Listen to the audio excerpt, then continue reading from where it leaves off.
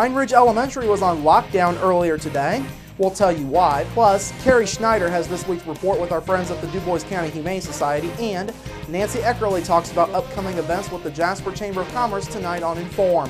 All of that and much more is up next here on the 18 WJTS News.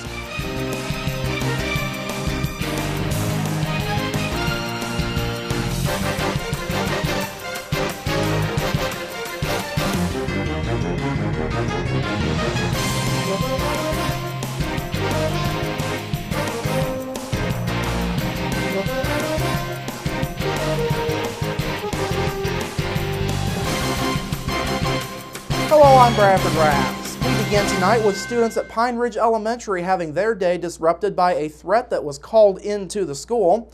Southeast Du Bois Superintendent Rick Allen says that just before 10 o'clock this morning, a secretary at Pine Ridge took an awkward call from a source that was either a younger woman's voice or some sort of automated call. Allen says the caller then made a death threat that was interpreted to be against students at the school, though the caller did not mention the school by name. Allen says the Du Bois County Sheriff's Department was immediately notified of the threat and the building went on to hard lockdown. Allen says the lockdown lasted about half an hour while police searched the building and the grounds. Allen says at this point the investigation is being led by the Sheriff's Department.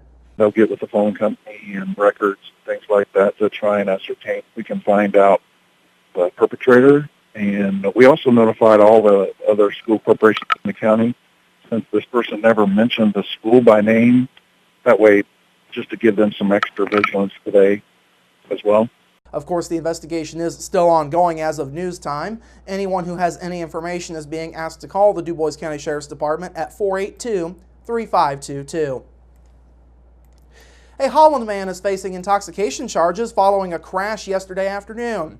Just before 3:10 p.m., Du Bois County Sheriff's deputies were called to Old State Road 64, about a quarter of a mile west of County Road 400 West.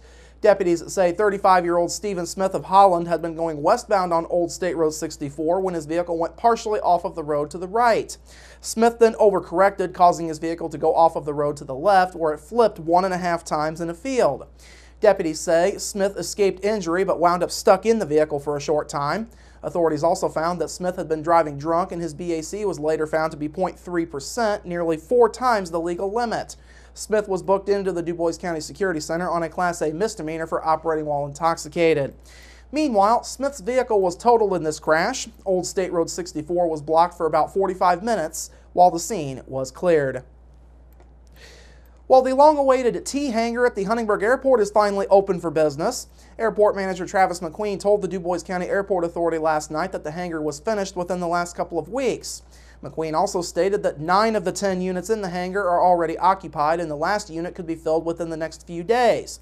McQueen praised the work done by Evansville-based WB Kester and Jasper Lumber on this building. He says the hangar will help the airport's long-term viability. A year later, we're sitting after making the request to the Du Bois County Council and County Commissioners that we now have a finished product, and a product that won't walk off, a product that everybody can come out here and enjoy and has a long-term sustainable benefit to the airport. McQueen says the new hangar is already generating buzz for new business at the airport, as some companies are now looking at moving their planes there. He says the increased business may eventually allow for another hangar to be built. As time and budget dictate, then we'll be able to do the next facility. Certainly this was a wonderful partnership coming together of Du Bois County Council, County Commissioners, and the Airport Authority to make one single project that both provides economic development opportunity for attracting other businesses. I mentioned earlier tonight about the other business outside the county looking to moving their corporate aircraft to this airport. So there's economic development in that light, and so we'll see. Time will tell and money will tell. Of course, this T-Hangar project has been in the works since last summer when plans were originally laid out. Contracts were awarded to WB Kester Construction and Jasper Lumber in August of this past year. The board approved making payments to both firms for the hangar construction during last night's meeting. The project's total cost will end up being right around $630,000, slightly more than what was originally budgeted.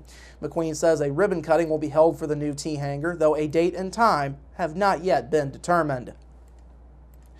And finally tonight, Jasper City officials are touting another strong showing in a national publication. Jasper was named among the top 100 micropolitan cities for 2014 by Site Selection magazine. The list was compiled as part of the magazine's March edition. A micropolitan city is defined by the U.S. Census Bureau as an urban core of at least 10,000 people, but a total population less than 50,000. Jasper's population was 15,309 as of the 2012 census. Now, the rankings were compiled through criteria that was largely based off of corporate facility investment deals that were done during the 2014 calendar year. Jasper joins 6 other Indiana cities in the top 100, which are Angola, Frankfort, Huntington, Madison, Seymour, and Warsaw. In a news release, Mayor Terry Seitz says the ranking is another positive achievement for the city. Seitz says it's also another indication of the rest of the country finding out more about Jasper and Du Bois County as a whole. Now, this is the second time within the last year that Jasper has been honored by a national publication. Movoto.com named the city as one of its 10 best cities to live in Indiana, as well as one of the site's 10 safest Indiana communities last year. All right, coming up after the break, Carrie is next with our friends at the Du Bois County Humane Society, and later, more on upcoming events through the Jasper Chamber. We're back after this.